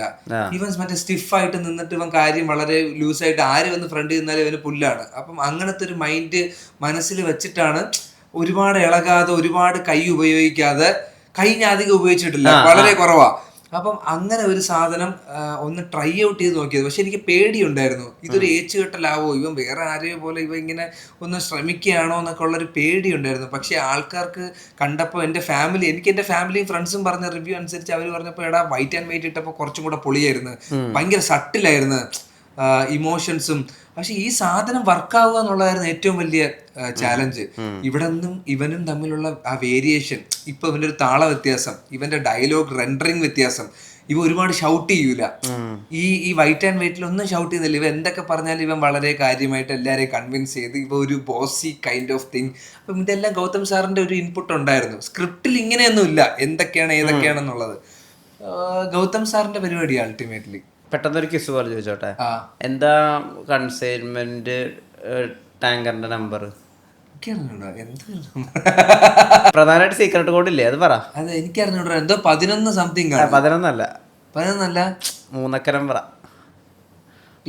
ഹോങ്കോങ്ങിലേക്ക് എനിക്ക് അറിഞ്ഞൂടാ. അയ്യോ, ഞാൻ ഈ ഇങ്ങനത്തെ സീനൊക്കെ ഞാൻ പടം കാണുമ്പോഴേ എനിക്ക് അറിയുള്ളൂ. എനിക്ക് അറിഞ്ഞൂടാ, എനിക്ക് എന്റെ സാധനം മാത്രമേ അറിയുള്ളൂ. എനിക്ക് മുരുകന്റെ ക്യാരക്ടറും മുരുകന്റെ അതും ഈ ഇങ്ങനത്തെ സെക്കൻഡ് ഹാഫിലെ സീനൊന്നും എനിക്ക് അറിഞ്ഞൂടാ. മുരുകന്റെ ആദ്യ ഹാഫിലെ സീൻ മാത്രമേ എനിക്ക് അറിയുള്ളൂ. പോകെയാണ് എൻ്റെ അടുത്ത് ഇങ്ങനെ ഓരോന്നും പറഞ്ഞ് ഫീഡ് ചെയ്ത് സൂര്യയുടെയും ശിവയുടെയും ആ ബ്രദർഹുഡ് റിലേഷൻഷിപ്പ് ഒന്നും ഇത്ര ഉണ്ടെന്നൊന്നും എനിക്കറിയില്ല. എനിക്ക് ഇതിന്റെ ബേസിക് അറിഞ്ഞൂടാ. എനിക്ക് എന്റെ ബാബുരാജ് ചേട്ടന്റെ ക്യാരക്ടറും എന്റെ ക്യാരക്ടറും മാത്രമേ എനിക്ക് ഐഡിയ ഉള്ളൂ. അപ്പൊ പടം എനിക്ക് പുതുമയായിരുന്നു. അത് HK183 എന്നാട്ടോ. HK183 അല്ലേ, ഭീകര. അതെ, അപ്പം എനിക്ക് കണ്ടപ്പോഴെല്ലാം ഓരോ സീനാണെങ്കിലും, കാരണം എനിക്ക് ഒന്നും അറിഞ്ഞൂടാ. ഇത് ഡബ് ചെയ്തപ്പോ പോലെ എന്റെ സാധനം മാത്രമല്ലേ അവര് ബാക്കി വിടുന്നത്. അപ്പൊ എല്ലാം എനിക്ക് പുതുമയായിരുന്നു കണ്ടപ്പോ. ഇതില് ഇടയ്ക്കിടയ്ക്ക് ഈ അച്ഛനോടുള്ള അഡ്മിറേഷൻ, അല്ലെങ്കിൽ അച്ഛനോടുള്ള ഈ ഒരു കൈൻഡ് ഓഫ് അടിമത്വവും കാണിക്കുന്നുണ്ടല്ലോ. ഭയങ്കര ഇമോഷണൽ ആയിട്ടാണ് പുള്ളിയുടെ അസിസ്റ്റന്റിന്റെ കഴുത്ത് ഇങ്ങനെ പിടിച്ചിട്ട് പറയണ എൻ്റെ ഹീറോ ആണ് അയാൾ എന്ന് പറയുന്നത്. അതിനകത്ത് കുറേ കോംപ്ലക്സ് മൾട്ടി ലെയർഡ് ഇമോഷൻ ഉണ്ട് മുരുകേശന്. കാരണം ഒരു പുതിയ തുടക്കമാണ്, ആ തുടക്കം എങ്ങനെ തുടങ്ങുന്നതെന്ന് നമുക്കറിയാം. അയാൾക്ക് അച്ഛനോട് അത്രയും ഇഷ്ടമാണ്, അല്ലെങ്കിൽ ഇഷ്ടത്തിനപ്പുറത്ത് ഒരു ഭയങ്കര ആരാധനയുണ്ട്. ഇപ്പൊ അനിമലിലെ രൺബീർ കപൂറിനൊക്കെ ഉള്ള പോലത്തെ ഒരു കൈൻഡ് ഓഫ് സാധനം ഉണ്ട് അച്ഛൻ്റെ അടുത്ത്. ആ ഡയലോഗ് പറയുന്ന ഒരു സമയത്ത് ഉള്ളിലേക്ക് കൊണ്ടുവന്ന കാര്യങ്ങളുണ്ടല്ലോ, ഒരു ഇമോഷൻ ഉണ്ടല്ലോ, അതൊന്ന് എക്സ്പ്ലെയിൻ ചെയ്യോ? ആ സീൻ ആക്ച്വലി നമ്മൾ പുലർച്ചെ ഒരു അർദ്ധരാത്രി 1 മണിക്ക് 2 മണിക്ക് ഷൂട്ട് ചെയ്യുന്ന സ്വിമ്മിംഗ് പൂള് വിറക്കിയ ഞാൻ അൾട്ടിമേറ്റ്ലി വിറക്കിയ. ആ ഡയലോഗ് ഇത്രയല്ല ഇനിയും ഉണ്ടായിരുന്നു. ഓ ഓ എനിക്കതൊരു എൻ്റെതൊരു 40 സെക്കൻഡ് ഡയലോഗ് ഇങ്ങനെ ഇനിയുണ്ട്. ഞാൻ ഇങ്ങനെ പറഞ്ഞു പോകും. അപ്പം ഞാൻ ഇങ്ങനെ പറഞ്ഞപ്പം ഡയലോഗ് അവസാനം ഹീറോ ആണെന്നൊന്നും ഇല്ല. അപ്പം ഞാനാണ് ഇങ്ങനെ സാറിൻ്റെ അടുത്ത്, സാർ ഞാൻ ഇങ്ങനെ റിപ്പീറ്റ് ചെയ്യുന്നു, എനിക്ക് അച്ഛൻ്റെ പേരൊന്ന് റിപ്പീറ്റ് ചെയ്യണം. അപ്പൊ സാർ പറഞ്ഞു നമുക്കൊരു കാര്യം ചെയ്യാം, നമുക്ക് എന്നാ ഒന്ന് അച്ഛന്റെ പേരും പറഞ്ഞിട്ട് നമുക്ക് ഹീറോ ആണെന്നുള്ളൊരു സാധനം ആഡ് ചെയ്യാം. അപ്പം ആ സീക്വൻസ് ആദ്യം ഞാൻ കുറച്ച് ലൗഡായിട്ടാണ് ചെയ്തത്. ലൗഡായിട്ട് ചെയ്തപ്പോഴത്തേക്കും സാറ് പറഞ്ഞു ഇത് ഇത്ര ലൗഡ് ആവണ്ട. അപ്പൊ എനിക്ക് പരിപാടി മനസ്സിലായി. അപ്പൊ ഇതിനകത്ത് ഞാൻ ഒരു എക്സ്പ്രഷനും പുറത്ത് വിടുന്നില്ല. അപ്പം എന്റെ ക്യാരക്ടറൈസേഷൻ എനിക്ക് ആദ്യമേ ഡയറക്ടർ സാർ എനിക്ക് പറഞ്ഞു തന്നെ എന്താന്ന് വെച്ചാൽ, എടാ ഇവന്റെ ഇമോഷൻ എല്ലാം അകത്താ, ഇവൻ കരയുന്നത് ഇവന് മാത്രമേ അറിയാവുള്ളൂ. ഇവൻ ചില കരയും ചിരിക്കും, ഇതെല്ലാം ഇവന്റെ ഉള്ളിൽ ഭയങ്കര ഒരു അമർഷം, അല്ലെങ്കിൽ വേറെ ആൾക്കാരുടെ കൊടുക്കുന്ന പരിഗണന ഇവന് കിട്ടുന്നില്ല.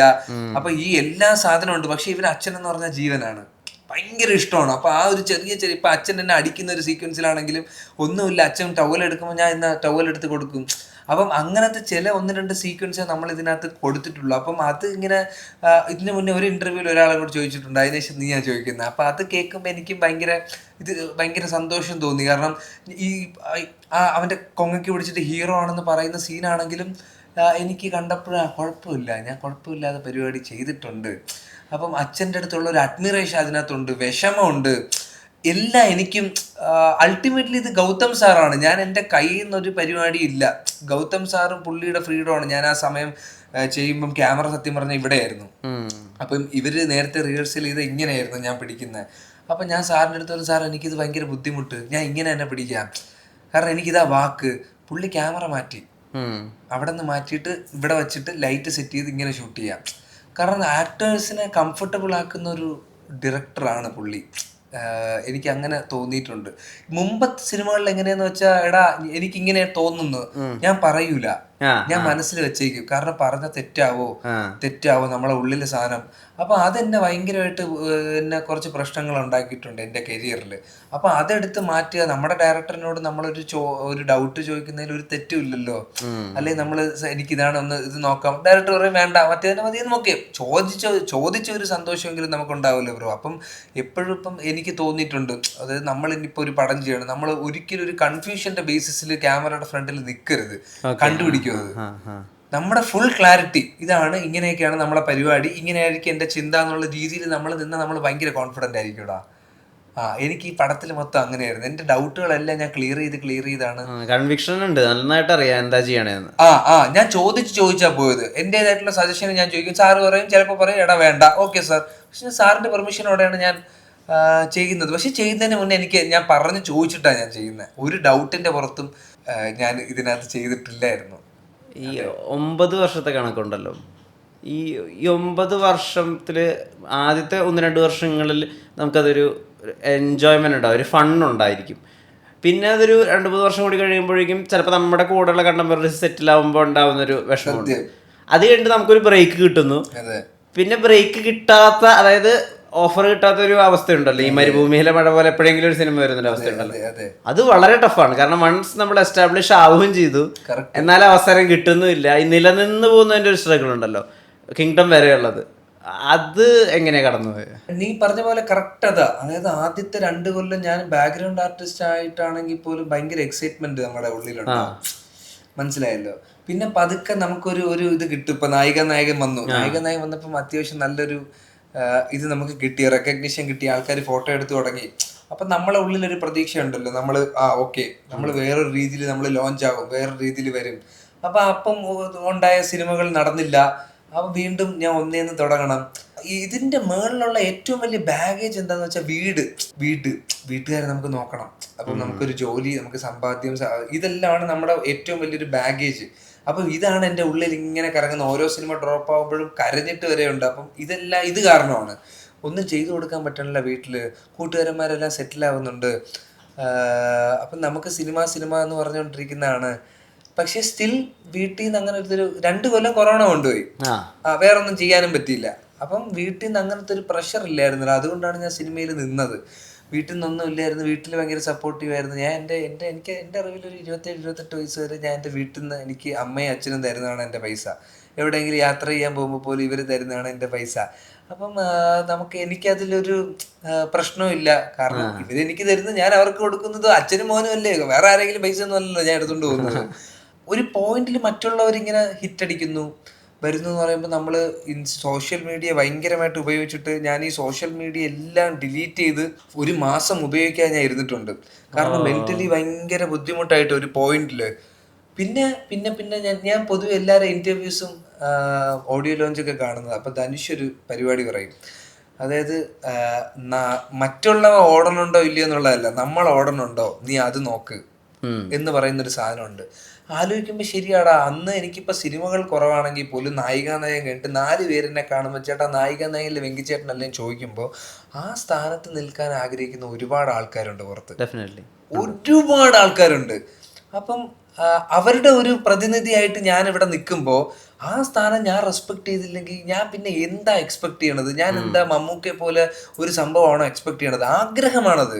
പക്ഷെ ഈ ഇരിക്കുന്ന സാധനം, ഇതല്ല, ഇതെനിക്ക് വേണ്ട, ഇതെനിക്ക് അല്ല, എനിക്കൊരു 1 ലക്ഷം, ഇനി 1 മില്യൺ ഫോളോവേഴ്സ് വേണം. എനിക്കിപ്പോൾ ഉള്ള ഫോളോവേഴ്സിൽ ഞാൻ ഹാപ്പിയാ. അതല്ലാതെ പക്ഷെ ഇപ്പൊ 100 ഉള്ളൂ കേട്ടാ, 1 മില്യൺ വേണമെന്ന് പറഞ്ഞാൽ എൻ്റെ ജീവിതം മൊത്തം എനിക്കിതാ വിഷമിക്കാനും സങ്കടപ്പെടേണ്ടേ വരുള്ളൂ. പക്ഷെ എനിക്ക് ഈ ഒരു ഒറ്റ ഓഡിയോ ലോഞ്ച് ആണെന്ന് എന്നെ ഓക്കെ ഇങ്ങനെ എന്തിനാലോചിക്കുന്നത്? ഞാൻ ഇരിക്കുന്ന സ്ഥലം, ഞാൻ ഓടുന്നുണ്ടോ? പടമുണ്ട്, വർഷത്തിലൊരിക്കലേ ഉള്ളൂ, അല്ലെങ്കിൽ 1.5 വർഷത്തിലൊരിക്കലേ ഉള്ളൂ, പടം ഞാൻ ചെയ്യുന്നുണ്ട്. വഴി പോകുമ്പോൾ ആൾക്കാർ എൻ്റെ ഫോട്ടോ എടുക്കുന്നുണ്ട്, വെങ്കിച്ചേട്ടനല്ലേ എന്നുള്ള രീതിയിൽ പറയുന്നുണ്ട്, എൻ്റെ വീട്ടുകാരെ ഹാപ്പിയാണ്. അപ്പം ഇത് ഞാൻ എൻജോയ് ചെയ്തില്ലെങ്കിൽ എടാ, ഞാൻ ഇതിനോട് ചെയ്യുന്ന ഒരു ഭയങ്കര അനീതിയായിപ്പോ. ഇത്രയും നിനക്ക് കിട്ടിയിട്ടും നിനക്ക് ഇതുപോലും വേണ്ടാത്ത ഒരു അമിത അത്യാഗ്രഹം എന്നൊക്കെ നമ്മൾ പറയില്ലേ, ആ ഒരു സംഭവമായിപ്പോ. അത് വൺസ് എനിക്കത് റിയലൈസേഷൻ കിട്ടിയതിനു ശേഷം എനിക്ക് അങ്ങനത്തെ കൂടെ ഉള്ളവരുടെ പടം ഹിറ്റായി സന്തോഷം.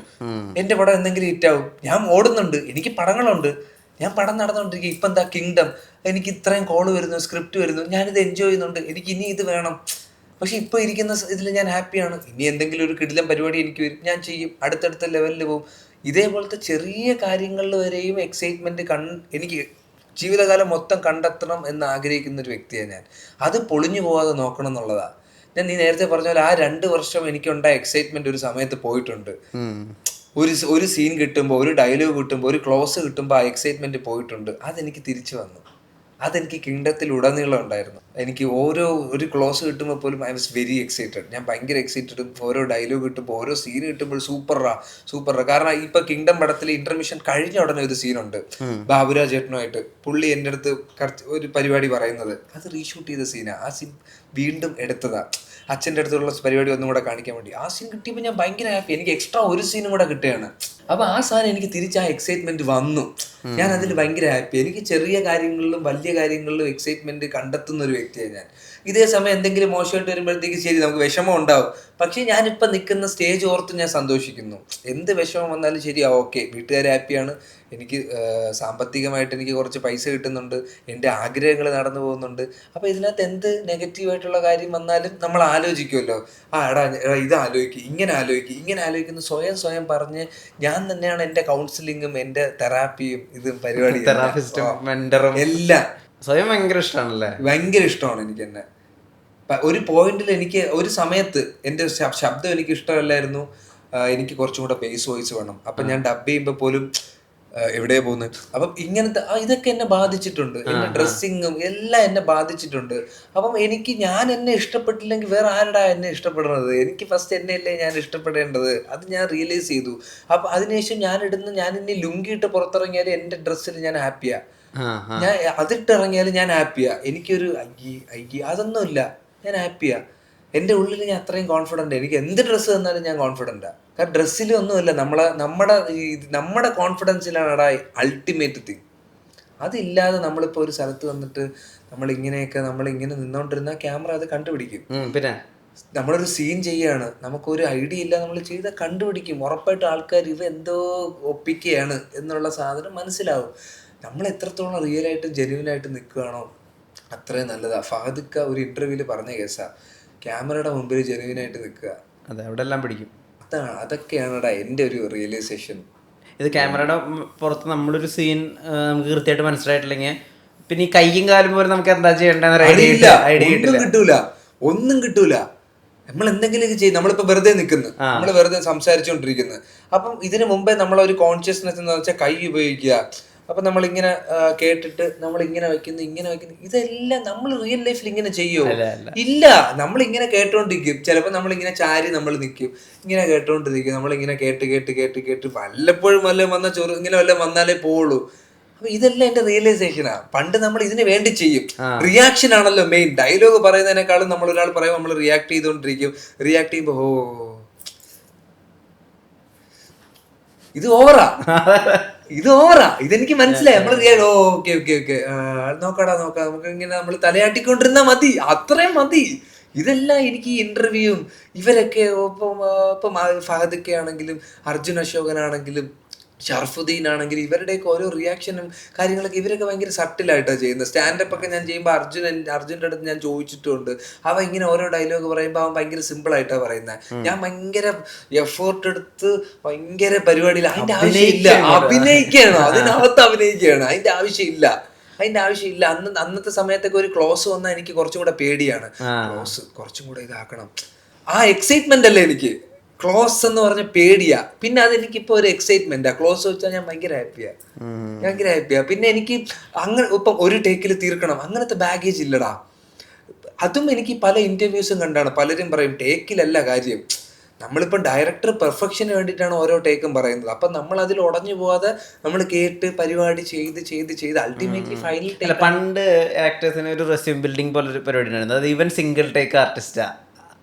അത് നമ്മൾ അഭിനയിക്കാൻ വരുമ്പോഴും ആളുകൾ പറയാം അയാള് സിംഗിൾ ടേക്കിലല്ല. ഇതൊരു ബാഗേജാണ്, ഭയങ്കര ബാഗേജാണ്. ഇതൊരു പ്രഷറാണ് നമുക്ക്. നമ്മളിങ്ങനെ നിന്നിട്ട് പോകുമ്പം ഓക്കെ ഇപ്പൊ നമ്മളൊരു 4 പേരുണ്ട്. ഞാനിപ്പോ ഫസ്റ്റ് ടേക്കിൽ ഓക്കെ ആയി. അപ്പൊ ഒരു കൊണ്ട് എടാ അവൻ ഫസ്റ്റ് ടേക്കിൽ ഓക്കെ ആക്കും, നമുക്ക് അവനെ റെഡിയാക്കാം എന്ന് പറയുമ്പോ ബാക്കിയുള്ളവരും അതിന് വേണ്ടിയിട്ട് പ്രഷർ ചെയ്യും. ഫസ്റ്റ് ടേക്ക് അത് പാളും. ഈ പ്രഷർ വന്നാല് പാളും. അതെനിക്ക് ഇത്രയും പടത്തിലല്ല, എനിക്ക് റിബൽ തൊട്ടാണ് ഞാൻ മനസ്സിലാക്കിയത്. അതും വിജയ് സേതുപതിയുടെ ഇന്റർവ്യൂ, ത്യാഗരാജ കുമാരരാജ സൂപ്പർ ഡീലക്സിൽ എന്തോ ചെയ്തോണ്ടിരുന്ന സമയത്ത് ഇങ്ങനെ പറഞ്ഞിട്ടുണ്ട് കുറെ ടേക്ക് പോയാലും പ്രശ്നം. കുറെ ടേക്ക് പോയി അതായത് നമ്മുടെ ഫൈനൽ ടേക്ക് ആയിരിക്കും.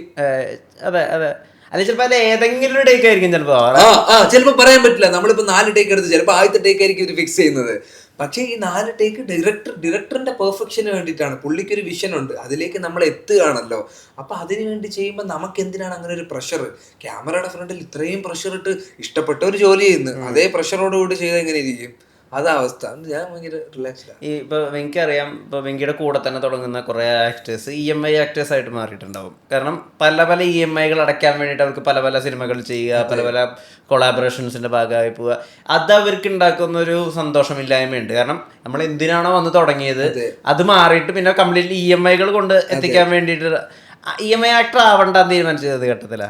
EMI ആക്ടർ ആവണ്ട എന്ന് തീരുമാനിച്ചതെന്ന് വെച്ചാൽ ബ്രോ എനിക്ക് ക്രെഡിറ്റ് കാർഡ് ഇല്ല. ക്രെഡിറ്റ് കാർഡ് എനിക്ക് എന്ന് വെച്ചാൽ പേടിയാണ്. എനിക്ക് വല്ലതുമൊക്കെ വാങ്ങിച്ചു കൂട്ടും, അതിന്റെ ആവശ്യമില്ലല്ലോ. ഞാൻ സമ്പാദിക്കുന്നില്ല എന്നുള്ളത് കൊണ്ടാണ് ഞാൻ EMI ആക്ടർ ആവാത്തത്. ഞാൻ ഒരു സമയത്ത് ഉപയോഗിച്ചുകൊണ്ട് 8 വർഷം ഞാനൊരു ഫോൺ ഉപയോഗിച്ചിട്ടുണ്ട്, മോട്ടോ G3. അത് പൊളിഞ്ഞിട്ട് റബ്ബർ ഇട്ട്. കാരണം എനിക്കിപ്പോൾ ഫോൺ വേണ്ട. കാരണം എനിക്ക് ഈ പടം ഹിറ്റായ ഞാൻ ഫോൺ വാങ്ങിക്കും. അതാണ്. അല്ലാതെ എൻ്റെ കയ്യിൽ ഇല്ലാതെ ഞാൻ ഒരു സാധനവും ഞാൻ വാങ്ങിച്ചിട്ടുമില്ല. എനിക്ക് വീട്ടിൽ അങ്ങനെ ഒരു ചിലവുമില്ല. ഞാൻ ഭക്ഷണം കഴിക്കുന്ന വീട്ടിൽ നിന്നാണ്, എന്നെ നോക്കുന്നത് വീട്ടുകാരാ. എനിക്ക് ഒരു ചിലവില്ല. കൂട്ടുകാരന്മാരാണെങ്കിൽ അവന്മാരെ വണ്ടിയിൽ കൂടെ പോകും, എന്തെങ്കിലും ആവശ്യമുണ്ടെങ്കിൽ ഇടയ്ക്ക് വല്ലതും വണ്ടിയിൽ പെട്രോൾ അടിക്കും. അപ്പം എനിക്ക് ഇങ്ങനെ ഒരു ബാഗേജ് ഇല്ലായിരുന്നു. എനിക്ക് ദൈവം സഹായിച്ച സിനിമ വരുന്നുണ്ടായിരുന്നല്ല എനിക്ക്. പക്ഷെ ഞാൻ ഇതുവരെ എനിക്ക് ഇഷ്ടമില്ലാത്തൊരു പരിപാടി ഞാൻ ചെയ്തിട്ടില്ല. ഇപ്പം എനിക്ക് ഇഷ്ടമുള്ള പരിപാടി പടം ഹിറ്റാണോ? അല്ല. പക്ഷെ ഞാൻ അത് ഇഷ്ടപ്പെട്ടെടുത്തതാ. അതിന്റെ റിസൾട്ട് എന്തോ ആയിക്കോട്ടെ, അത് നമ്മുടെ കയ്യിലല്ല. നമ്മൾ ഇഷ്ടപ്പെട്ടൊരു സാധനം ചെയ്യുമ്പോൾ നമുക്ക് കുറ്റബോധം വരില്ലല്ലോ. എനിക്ക് ആ സ്ക്രിപ്റ്റ് ഇഷ്ടപ്പെടാതെ പൈസയ്ക്ക് വേണ്ടി ചെയ്തിട്ട് എനിക്കത് പണിയായല്ലോ എന്ന് ഞാൻ ഒരിക്കലും പറയില്ല. ഞാൻ ഇഷ്ടപ്പെട്ടാ ചെയ്തത്, പടം വർക്കായില്ല, ഓക്കെ ലെറ്റ്സ് ഇറ്റ് ബി. പക്ഷെ ഞാൻ ലെറ്റ് ഇറ്റ് ബി, എനിക്കത് ഇഷ്ടപ്പെട്ടിട്ടാണ് ഞാൻ ചെയ്തതെന്നുള്ള ഒരു ആത്മസംതൃപ്തി ഉണ്ടല്ലോ. ചോദിക്കുന്നത് ശരിയാണോ അറിയില്ല, എന്നാലും ഞാൻ ചോദിച്ചോട്ടെ. റിബലിൽ എന്താണ് വെങ്കി ഇഷ്ടപ്പെട്ട് കണ്ട ഒരു ഫാക്ടർ? റിബലില് എനിക്ക് തമിഴിലൊരു ലോഞ്ച്, അതിന്റെ ഒരു അവസ്ഥ അറിയാലോ, ആഫ്റ്റർ റിലീസ് അവസ്ഥ അറിയാലോ. അതെ, തമിഴിലൊരു launch. Okay studio green production. Okay, കഥാപരമായിട്ട് നോക്കുമ്പോൾ എനിക്ക് അത്യാവശ്യം ഇമ്പോർട്ടന്റ് ആയിട്ടുള്ള ഒരു ക്യാരക്ടറാണ്. ഡെഫിനറ്റ്ലി. ഓവറോൾ ഇതിന്റെ പൊളിറ്റിക്സ് അല്ലെങ്കിൽ ഇത് ഔട്ട് എങ്ങനെ വരും, ഇത് കണ്ടപ്പോ എനിക്ക് മെക്സിക്കൻ അപാരതയാണ് എനിക്ക് ഫസ്റ്റ് എന്റെ മൈൻഡിൽ വന്നത്. എനിക്കും കണ്ടത്. അപ്പൊ ഞാൻ ഇങ്ങനെ പറയുന്നത്, എടാ മെക്സിക്കൻ അപാരതയുണ്ട്, പക്ഷെ എന്റെ ക്യാരക്ടർ എനിക്ക് ഇതിൽ എന്തെങ്കിലും ഒരു പരിപാടി ചെയ്യാൻ പറ്റിയാൽ എനിക്ക് തമിഴിൽ വേറെ ആരും ലോഞ്ച് തരൂലടാ, മനസ്സിലായ? അപ്പം എനിക്ക് ആ ക്യാരക്ടർ ഇവനെ ഞാൻ വേറൊരു രീതിയിൽ ചെയ്ത് നോക്കാം. അതെനിക്കൊരു ചാലഞ്ച് ആയിരുന്നു. കാരണം ഇത്രയും ഒരു വില്ലൻ പരിപാടി ഞാൻ ചെയ്തിട്ടില്ല, സ്ട്രെയിറ്റ് ഓപ്പോസിറ്റ് അടി വില്ലൻ പരിപാടി ഞാൻ ചെയ്തിട്ടില്ല. അപ്പം ഇത് ചെയ്തു നോക്കാം. എന്നെ വെട്രിമാരൻ സാറ് വിളിച്ച് ഞാൻ പുള്ളിയേതാ ഇതുപോലെ ഇരുന്ന് കണ്ട് റിബലിന്റെ ട്രെയിലറും റിബൽ കണ്ട് കഴിഞ്ഞിട്ട് ഞാൻ പുള്ളിയായിട്ടിരുന്ന് സംസാരിച്ചിട്ടുണ്ട്, മനസ്സിലായ? അപ്പം എനിക്കത് ഗുണമാണ് ഉണ്ടായത്. ഈ റിബൽ ഞാൻ ചെയ്തില്ലായിരുന്നു കിങ്ഡത്തിൽ ഞാൻ വരൂല. ഞാൻ വെളിപാടിന്റെ പുസ്തകം ചെയ്ത് അതിൽ നിന്നാണ് ഞാൻ നായികാനായകനിൽ വരുന്നത്. നായികാനായകൻ സ്റ്റാൻഡപ്പ് കിട്ടുന്നു. നായികാനായകനിലെ മൈമ് പഠിപ്പിച്ചെന്ന ആളാണ് സ്റ്റാൻഡപ്പിന്റെ ചീഫ് അസോസിയേറ്റ് കാസ്റ്റിംഗ് ഡയറക്ടറും. അങ്ങനെയാണ് സ്റ്റാൻഡപ്പിൽ ഞാൻ വരുന്നത്. ആ സ്റ്റാൻഡപ്പിന്റെ ഓഡീഷൻ വഴിയാണ് ഞാൻ സ്റ്റാൻഡപ്പിന്റെ pre release event audio launch വഴിയാണ് ഞാൻ പ്രീസ്റ്റിൽ വരുന്നത്. ഈ പ്രീസ്റ്റ് കഴിഞ്ഞ് ഞാൻ കൊക്കോയിൽ വരുന്നു. കൊക്കോ കഴിഞ്ഞ് ഞാൻ ഈ സ്റ്റാൻഡപ്പിന്റെ സെയിം ഓഡിയോ ലോഞ്ച് കാരണമാണ് വേദയിൽ വരുന്നത്. വേദയുടെ ട്രെയിലർ കണ്ടാണ് ഞാൻ റിബലിൽ വരുന്നത്. റിബലിന്റെ ട്രെയിലർ കണ്ടാണ് ഞാൻ കിങ്ഡം വരുന്നത്. ഇതിൽ വെളിപാടിന്റെ പുസ്തകം ഞാൻ മിസ് ചെയ്തിരുന്നെങ്കിൽ ചിലപ്പോൾ എന്റെ ജേണി വേറെ ഏതെങ്കിലും ആയിപ്പോയാണ്. Butterfly effect.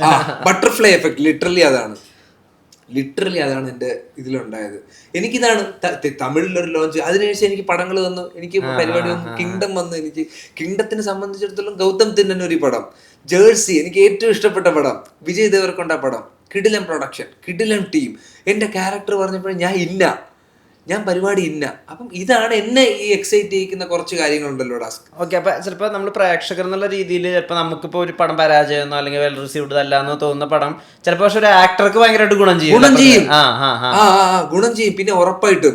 കാരണം ഇപ്പം നമ്മള് ഓക്കെ ഇത് എനിക്ക് എന്തെങ്കിലും ഒരെണ്ണം തരും എന്നുള്ള ഒരു വിശ്വാസത്തിലാണ് ഇറങ്ങുന്നത്. നമ്മുടെ പെർഫോമൻസ് മോശമായ അത് നമ്മുടെ ഫോൾട്ടാ. ഓക്കെ, പക്ഷെ നമ്മുടെ പെർഫോമൻസ് അറ്റ്ലീസ്റ്റ് ഓക്കേഷ് ആയിട്ട് വന്നാൽ അത് നമുക്ക് എവിടെയെങ്കിലും ഗുണം ചെയ്യും ബ്രോ. അതാണ് ഞാൻ പറഞ്ഞത്. സ്റ്റാൻഡപ്പിൽ ആ സമയത്തുണ്ടായിരുന്ന എൻ്റെ ഒരു ഇമ്മച്യൂരിറ്റി, ആ സമയത്തുണ്ടായിരുന്ന എൻ്റെ ഒരു ഫിയർ, അതെനിക്ക് ആ സമയത്ത് ഇല്ലായിരുന്നെങ്കിൽ ഒരു പക്ഷേ ഞാൻ കുറച്ചും കൂടെ എനിക്കിവിടെ ലൈവായിട്ട് കുറച്ചും കൂടെ നല്ല നല്ല ടീമുകളുടെ കൂടെ എനിക്ക് സിനിമ ചെയ്യാൻ പറ്റുമായിരുന്നു. അപ്പോൾ ഈ പേടി, അതെൻ്റെ കൂട്ടുകാരന്മാരായിട്ട് ഞാൻ പറഞ്ഞു, അളിയ പേടിക്കേണ്ട ആവശ്യമില്ല. ആരും നമ്മളെ കടിച്ചു വിടും. നമ്മൾ സ്വന്തമായിട്ട് നമ്മളെ പൈസയ്ക്കാണ് നമ്മൾ ഡ്രസ്സ് ഇടുന്നത്, നമ്മളെ പൈസയ്ക്കാണ് നമ്മൾ കഴിക്കുന്നത്. നമ്മൾ ആരെയാണ് നമ്മൾ പേടിക്കേണ്ടത്? നമ്മൾ ആരെയും നമ്മൾ കള്ളം ചെയ്യുന്നില്ല. നമ്മൾ പേടിച്ചാ തീർന്ന പോലെ. ഈ മുരുകേശന്റെ ഇൻട്രൊഡക്ഷനിൽ പറയുന്ന ഒരു വോയിസ് ഓവറിൽ പറയുന്നത് അയാളൊരു ബോർഡർ ലൈൻ സൈക്കോപാത്ത് ആണെന്നാണ്. അപ്പോൾ അത് കേൾക്കുമ്പോൾ തന്നെ നമുക്കുണ്ടായിരുന്ന ഒരു തോന്നൽ, ഫസ്റ്റ് തോട്ടം എന്ന് വെച്ചാൽ അതിന് കുറേ മുമ്പ് ഈ പല ഭാഷയിൽ നിന്ന് പല ആക്ടേഴ്സ് വരുന്ന പാൻ ഇന്ത്യൻ സിനിമകളിലൊക്കെ തന്നെയും ഇങ്ങനെ ഒരു സൈക്കോപാത്ത് കഥാപാത്രം ഉണ്ടാവും. അത് ഇങ്ങനെ തക്കാളി ലോറി മറിഞ്ഞതുപോലെ തന്നെ കുറേ സൈക്കോപാത്തുകൾ പറഞ്ഞ് ഇങ്ങനെയായിരിക്കും. ഇത് എന്റെ അറിവിൽ ഇത് തുടങ്ങുന്നത് നമ്മുടെ സ്പൈഡറിൽ തുടങ്ങിയ തൊട്ട് വേണം. അവർക്കെല്ലാം ഏകദേശം ഒരേ ആക്ഷൻസും ഒരേ ഇമോഷനും. ഇത് കണ്ട് ഏറെക്കുറെ മടുപ്പായി തുടങ്ങിയിട്ടുണ്ടായിരുന്നു. അപ്പൊ അവിടെ ആയിരിക്കും. അപ്പൊ ഞാൻ എന്തായിരിക്കും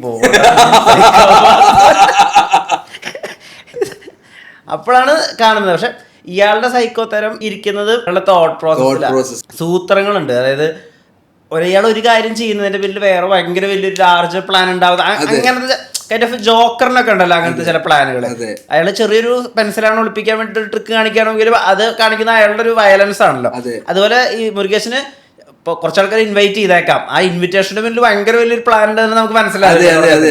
അങ്ങനത്തെ ഒരു സാധനമായിരുന്നു എനിക്ക് ഇഷ്ടപ്പെട്ട സൈക്കോ തരം. ഈ സൈക്കോ ആണ് ഈ ക്യാരക്ടർ എന്ന് പറഞ്ഞപ്പോ വെങ്കിക്ക് എന്താ തോന്നിയത്? എന്റെ അടുത്ത് അങ്ങനെ സൈക്കോ എന്ന് പറഞ്ഞിട്ടില്ല. ഈ ബോർഡർ ലൈൻ സൈക്കോപാത്ത് ഞാൻ അറിയണത് സിനിമ കാണുമ്പോഴാ. അതിലെയോ എന്നെ പറ്റി ബോർഡർ ലൈൻ സൈക്കോപാത്ത, എന്താണ് ഈ ബോർഡർ ലൈൻ സൈക്കോപാത്തിന്റെ മീനിങ് എന്ന് പോലും എനിക്ക് അറിഞ്ഞൂടാ.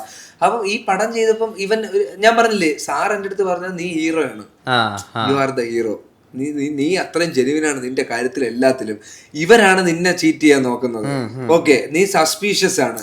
അപ്പം നിന്റെ ഡീലിംഗ് ഹീറോ തരമായിരിക്കണം, നിന്റെ പരിപാടി ഹീറോ തരമായിരിക്കണം. റിബൽ ചെയ്യുമ്പം എന്താന്ന് വെച്ചാൽ റിബലിൽ പല സംഭവങ്ങളിൽ ഞാൻ ചുമ്മാ അനാവശ്യമായിട്ട് ഓടുന്നുണ്ട്. അപ്പൊ ഞാൻ എന്റെ മനസ്സിൽ ഞാൻ മണ്ടനായ ഒരു വില്ലനാണ് ബേസിക്കലി. അതായത് എടുത്തുചാട്ടക്കാരനാണ്. അത് ചെയ്യുന്ന ഇതിന്റെ ഭവിഷ്യത്ത് എന്താണെന്ന് അറിഞ്ഞൂടാ. പക്ഷെ മുരുകൻ ഇതിന്റെ ഭവിഷ്യത്ത് അറിയാം. മുരുകന് വ്യക്തമായിട്ട് അറിയാം. ഒരുത്തനെ കൊന്നപ്പോ പോലും ഇവൻ പറയാനുണ്ട്, അച്ഛൻ എന്നെ ഇന്ന് പണിയും, ഇവൻ എന്ത് ചെയ്താൽ എന്ത് വർക്കൗട്ട് ആവും എന്നുള്ളത് വ്യക്തമായിട്ട് അറിയാം. ആ ഡയറക്ടർ സാർ പറഞ്ഞു തന്നിട്ടുണ്ടായിരുന്നു. ബുദ്ധിമാനാണ് ഇവൻ. ഇവന്റെ മൈൻഡിൽ എന്താ പരിപാടി എന്നുള്ള കാര്യം വ്യക്തമായിട്ട് അറിയാം. അതാണ് ഇത്രയും പേരെ ഇവൻ കൺവിൻസ് ചെയ്തിട്ട് അങ്ങനെ ഒരു പരിപാടി ഇവൻ അപ്രോച്ച് ചെയ്യുന്നത്. ഈ പരിപാടി ഇവിടെ നടത്തണമെന്നുള്ള ഇവന്റെ പണ്ടത്തിട്ടുള്ള ഒരു പ്ലാനാണ്. ആ മറ്റേവനെ ടാർഗറ്റ് ചെയ്യുന്നത് ഇവന്റെ മുമ്പത്തെ പ്ലാനാണ്. കാരണം അവന്റെ അടുത്താണ് അച്ഛൻ എക്സ്ട്രാ കെയർ കൊടുക്കുന്നത്. അപ്പൊ അത് അവന് ഇഷ്ടമില്ല, പൊസസീവ് ആവാൻ. അപ്പൊ അവിടെ ഇവനാണ് വരേണ്ടത്, ഇവനാണ് ആ പരിപാടി ചെയ്യേണ്ടത്. അത്രയും ആഗ്രഹത്തോടെ ഇവൻ സൂപ്പറായിട്ട് ചെയ്യും. ഇവൻ അത് കൊടുത്താലും സൂപ്പറായിട്ട് ഇവൻ ചെയ്യും, എല്ലാം നോക്കി അത്രയും ഡീറ്റെയിൽ ആയിട്ട് ഇവൻ ചെയ്യും. അപ്പം അങ്ങനത്തെ ഒരു സാധനമാണ്. അല്ലാതെ എനിക്കൊരു സൈക്കോപാത്തോ അല്ലെങ്കിൽ ഒരു സൈക്കോയാണ് ഇവ ഇങ്ങനെ ചിരിക്കണമെന്ന് ഒരിക്കലും ഞാൻ വിചാരിച്ച് ചിരിച്ചിട്ടുമില്ല. അത് അവസാനം ആ കോടാലി കൊണ്ട് ഇരിക്കുന്ന സ്ഥലത്താണെങ്കിൽ പോലും അങ്ങനത്തെ ഒരു ചിന്ത എൻ്റെ ഇല്ല. അതായത് നീയൊക്കെ എന്നെ പറ്റിച്ചിട്ട് നീ എവിടെ പോണ്, ഞാൻ ഹീറോയാണ്, നീ ഒന്നും പോണ്ടടാ എന്നുള്ള രീതിയാണ് എൻ്റെ മൈൻഡ് മൊത്തം ഞാൻ നിന്നത്. ഈ കോടാലി കൊണ്ടുള്ള ഇരിപ്പൊക്കെ എന്ന് പറഞ്ഞു കഴിഞ്ഞാൽ സത്യമായിട്ട് ഈ യങ് ആയിട്ടുള്ള ബഡിങ് ആയിട്ടുള്ള ആക്ടേഴ്സിന് മീൻസ് അങ്ങനെ ഇപ്പൊ ബ്ലഡ് ബാത്തിൽ ഒരു സോഡൊക്കെ പിടിച്ചിരിക്കുക എന്ന് പറഞ്ഞാൽ ഭയങ്കര വലിയൊരു മൊമെന്റ് ആളുകൾക്ക്. കാരണം നമ്മളങ്ങനത്തെ സിനിമ കണ്ടിട്ടുണ്ടല്ലോ, ഇപ്പൊ വിക്രം വേഡ് കാണുന്നു, നമ്മള് ബാഹുബലി കാണുന്നു, നമ്മളതിനൊക്കെ ഇങ്ങനെ അങ്ങനത്തെ ഇരിപ്പുകളുണ്ടല്ലോ ഈ വെപ്പൺസ് പിടിച്ചിട്ട്. ഭയങ്കര ഒരു അഡ്രനാളിൻ റഷ് കിട്ടിയിരുന്നു സ്വയം അത് ചെയ്യുന്ന സമയത്ത്? ഇല്ല, എന്റെ അഡ്രനാളിൻ റഷ് എനിക്ക് ആ മിറർ സീക്വൻസ് ആയിരുന്നു. ഓക്കെ. ഇത് ചെയ്യുമ്പോ എനിക്ക് അറിഞ്ഞൂടാ ഏതാണ് ആംഗിള്, എത്ര വരും, ഞാൻ കണ്ടിട്ടില്ല ക്യാമറയില്, മോണിറ്ററിൽ ഞാൻ നോക്കിയിട്ടില്ല. കാരണം ബ്ലഡിൽ ഇരിക്കില്ല, എനിക്ക് നടക്കാൻ പറ്റില്ല ബ്രോ, കാല് മൊത്തം ബ്ലഡാ, വഴുക്കുന്നു ഞാൻ. അപ്പം ഈ സീന് വന്നു, ഞാൻ വച്ചു, ഞാൻ ഇങ്ങനെ നാക്ക് വെച്ചിട്ടൊരു പരിപാടി ഇങ്ങനെ ഒരു പരിപാടി ചെയ്തു, ഇത്ര എനിക്ക് അറിയാളൂ. ഡബ് ചെയ്തപ്പോഴാണ് ഞാൻ ഈ സാധനം കാണുന്നത്. പടം ഷൂട്ട് ചെയ്തപ്പം ADs എൻ്റെ അടുത്ത് പറഞ്ഞു, അതായത് ഡയറക്ടർ പടം കണ്ടിട്ട് സാറ് പറഞ്ഞു, സാറിന് ഓരോ സിനിമയിലും ഓരോ ഫേവറേറ്റ് ഷോട്ട് ഉണ്ടാവും, പക്ഷേ ഈ സിനിമയിൽ മുരുകൻ്റെ ആ ഇരുത്തമാണ് സാറിന് ഏറ്റവും ഇഷ്ടപ്പെട്ടത്. പക്ഷെ സാർ എൻ്റെ അടുത്ത് ഡയറക്റ്റ് പറഞ്ഞിട്ടില്ല, സാറൊരു ഇൻട്രോവേർട്ടാ. സാർ എൻ്റെ അടുത്ത് അങ്ങനത്തെ കാര്യങ്ങളോ ആരെ പറ്റിയോ സാർ ഒന്നും പറയില്ല. ADsന്റെ ഇടയിലുണ്ടായ ഡിസ്കഷനാണ്. അപ്പം ഞാനിത് ഡബ് ചെയ്യുന്ന സമയത്ത് കണ്ടപ്പോൾ എടാ ഇത്രയും ക്ലോസ് ആയിരുന്നാടാ, നമുക്ക് ഈ ഏത് ലെൻസ് ആ ആംഗിളൊന്നും അറിഞ്ഞൂടാ ബ്രോ. അപ്പോൾ ഇത്രയും ക്ലോസ് ആയിരുന്നു, ഓ സൂപ്പറാ. ഞാനും ഭയങ്കര എക്സൈറ്റഡ് ആയിരുന്നു തിയേറ്ററിൽ. അപ്പോൾ എൻ്റെ പേടി ഇത് വല്ലതും കട്ടായി പോവോ സെൻസർ കാരണം സെൻസർ കാരണം ഞാൻ കുറച്ച് പരിപാടിയും കൂടെ അതിനകത്ത് കാണിച്ചിട്ടുണ്ടായിരുന്നു, കോടാലി കൊണ്ട്, അതെല്ലാം കട്ടായി പോയി. പക്ഷെ ഇനി വീണ്ടും സെൻസർ കാരണം ഇത് കട്ടാവോ, ഇത്രയും ഒരു സാധനം പേടിയുണ്ടായിരുന്നു. പക്ഷെ തിയേറ്ററിൽ വന്നപ്പോൾ ഹാപ്പി. കയ്യടി എനിക്ക് ഇവിടെയും കിട്ടിയടാ. കേരളത്തിൽ എനിക്ക് അമ്മ കണ്ടപ്പോൾ എനിക്ക് കയ്യടി കിട്ടി, തെലുങ്കിലും എൻ്റെ ഇൻട്രൊഡക്ഷനും കിട്ടി. ഈ ഇരുത്തത്തിൽ വരുമ്പോഴത്തേക്കും എല്ലാവരും കൈയടിച്ചു. കാരണം അത്രയും ക്ലോസപ്പ് ആണല്ലോ, 70mm സ്ക്രീനിൽ ഞാൻ ഇങ്ങനെ നിറഞ്ഞു നിൽക്കുകയല്ലേടാ. ഇതേ സീക്വൻസ് ആണ് എൻ്റെ ട്രെയിലറിൽ ഇടുന്നത്. അപ്പം എനിക്ക് അത് കണ്ടതായിരുന്നു എൻ്റെ ഹൈ. ചെയ്തപ്പോൾ എനിക്കൊന്നും തോന്നിയില്ല ഇങ്ങനെയാണ് വരണത് അങ്ങനെയാണ് വരണതെന്ന് എനിക്ക് തോന്നിയില്ല. അപ്പം ഇതേപോലെ നമ്മളിങ്ങനെ ബ്രീത്ത് ഇങ്ങനെ പിടിച്ചു വെക്കുമ്പോഴേ കുനിഞ്ഞിട്ട് ഞാൻ ഇതിന് വേണ്ടിയിട്ട് തല കുത്തനെ നിന്ന് ബ്രീത്ത് പിടിച്ച്, അപ്പൊ കണ്ണ് ചുവക്കും. കണ്ണ് അങ്ങനെയാണ് നമുക്ക് ചുവക്കുന്നത്. ഓക്കെ, നമ്മൾ ഗ്ലിസറിൻ ഇട്ടാ ബ്ലിങ്ക് ചെയ്യേണ്ടി വരും. ആ ഷോട്ട് കുറച്ചും കൂടെ ലെങ്ത് ഉണ്ട്, ഞാൻ ബ്ലിങ്കേ ചെയ്തിട്ടില്ല കണ്ണ്. അപ്പം ഇതേപോലെ തലകുത്തനെ നിന്നിട്ട് നമ്മൾ ഇറങ്ങി ഷോട്ടിന്റെ സമയമാകുമ്പോൾ വീണ്ടും നമ്മളിങ്ങനെ കുനിഞ്ഞ് ബ്രീത്ത് ഇങ്ങനെ പിടിച്ചു വയ്ക്കും. എന്നിട്ട് ഇങ്ങനെ വിടുമ്പോൾ നമ്മളെ കണ്ണ് ചോക്കും. ഇതൊരു ട്രിക്കാ. അവിടത്തെ ഒരാൾ ചെയ്യുന്നത് കണ്ട് അവിടെ ഒരാൾ ഇങ്ങനെ ചെയ്യുന്നത് കണ്ട് ഇത് എന്താ പരിപാടി എന്ന് ചോദിച്ച് ഞാൻ മനസ്സിലാക്കി അറിഞ്ഞതാ. അടിപൊളി. അതെ. നമ്മുടെ ഈ സ്റ്റാറിൽ നിന്ന് സ്റ്റാറിലേക്കുള്ള ഒരു യാത്ര തന്നെ ലൈറ്റ് ഇയർ എന്നാണ് പറയുക. വെങ്കിയുടെ ലൈറ്റ് ഇയർ ആയി മാറട്ടെ കിങ്ഡം എന്നുള്ള സിനിമ. ആൻഡ് അവിടെ നിന്ന് അങ്ങോട്ട് സ്റ്റാറും ആവട്ടെ. താങ്ക് യുടാ. നേരത്തെ ഒരുപാട് thank you. Make every wedding unforgettable. Joya Lucas, world's favorite jeweler.